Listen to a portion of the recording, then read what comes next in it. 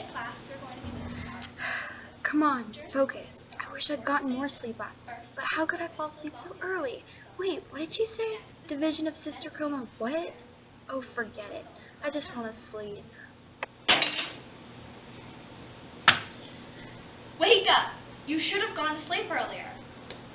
Scientifically speaking, she couldn't have gone to bed earlier. Due to the process of sleep pressure, adolescents are prone to staying up late. This causes sleep deprivation among many high school students. A disease control and prevention survey reveals that only 7.5% of students obtain an optimal amount of sleep and 68.6% do not.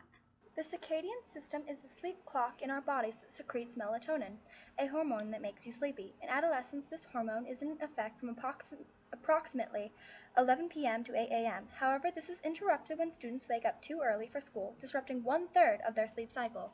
Students miss essential morning light because they are already in school.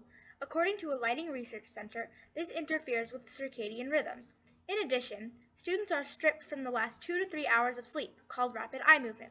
It is partly responsible for memory. Without it, students can experience moodiness and forgetfulness. The ramifications of lost sleep studied in the CGPS cost students their ability to pay attention, make good decisions, be organized, creative, and motivated. This is a notable loss since these are important to successful learning. As a result, students' grades and eventual future success are jeopardized. According to Professor Amy Wolfman, tardiness and absences increase as well. Sleep deprivation also affects students' health, such as their stress levels and brain growth. A psychology professor states that a loss of 1 hour of sleep is equivalent to the loss of 2 years of cognitive maturation and development. Another health risk is obesity. A Journal of Medicine states that 18.1% of adolescents are overweight. This is due to the production of a hormone that increases during sleep deprivation, causing craving of foods high in calories and sugar. A study done by Dr. Judith Owens proves that tiredness can leave students more prone to depression. As if putting students' health at risk isn't enough, fatigue driving is also a concern. About 100,000 car accidents occur per year due to tiredness of the driver, and half of them are under 25 years old. This was investigated in Kentucky, and after delaying school by 1 hour, accident rates decreased by 16.5%. The renovation of the high school schedule will result in more effective learning. Schools with later starting times can raise student success, projecting a higher income. In addition, both teachers and students will still have time to accomplish their social, family, and career-associated obligations.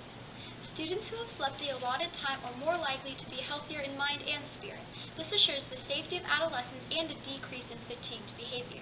Characteristically, these rested students are more perceptive because of their renewed nature. They are more motivated and prepared to learn, causing them to be less tardy and truant. The previous concerns on lack of sleep would be decreased due to a reform in high school scheduling. Implementing this idealistic schedule into our current system requires that the school arrange the start time schedule in a more effective manner. According to results formed by a Jessamine County school, middle school should start at the earliest at 7:30, followed by elementary at 8:30, and high school at 9. This is the most appropriate schedule because middle schoolers would still be home first in order to watch younger siblings. In addition, having elementary school start 1 hour after middle school gives buses enough time to transport elementary students. Wouldn't a start time delay interfere with bus scheduling? There actually is not much of a change. Buses would have the same routes, only at different times.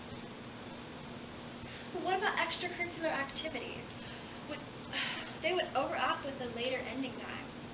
Extracurriculars can easily be adjusted to fit into a student's schedule. If every student in the district could no longer participate, change would have to be made. Schools across the nation have easily achieved this. How would you fit it into your work schedule? Don't you want to find a job someday? That doesn't affect work much because I could easily schedule my shift for a later time. You know, a study in Minneapolis done by a Center for Educational Improvement has proven this to be successful. But you know, I've heard that sleep deprivation in teenagers is just due to electronics and caffeine.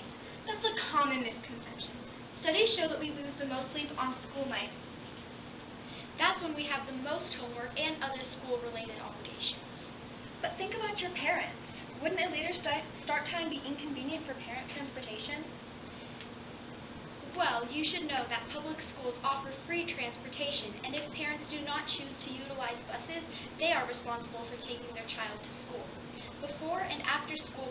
are available for students whose schedules need to be adjusted to fit with their parents. Later school starts have been applied in only a few other school districts nationally, but so far, these districts have noticed many changes for the better. Act now and advocate for delayed starts in your community. Together, we can improve the mental and physical health of adolescents and their success.